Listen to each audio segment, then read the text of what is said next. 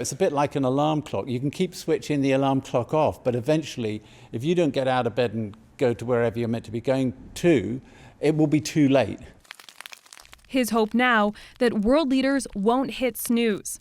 The report from the UN's Intergovernmental Panel on Climate Change warns the Earth will hit its tipping point earlier than expected, warming 1.5 degrees Celsius over pre-industrial levels within just 20 years. That's the temperature cap nations set when they signed the Paris Agreement 6 years ago.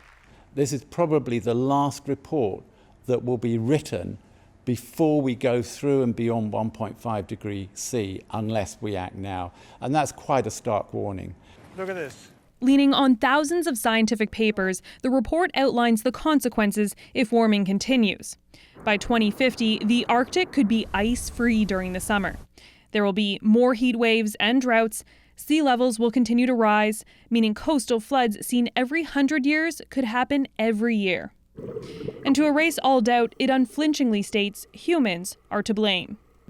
To back that up, a simulated comparison between the world's average surface temperature with human factors and without. The UN Secretary General called the report a code red for humanity, saying the alarm bells are deafening and the evidence is irrefutable. Greenhouse gas emissions from fossil fuel burning and deforestation are choking our planet and putting billions of people at immediate risk. In every scenario the report presented, warming gets worse, but there's still time to limit the damage. If collectively we're able to reduce emissions quickly enough and get to net zero by the middle of this century, we can limit warming to 1.5 degrees or somewhere not too far above that. Activists point out that will take real political will, and it'll be tested soon.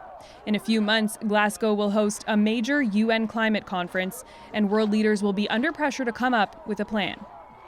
Jayla Bernstein, CBC News, Toronto.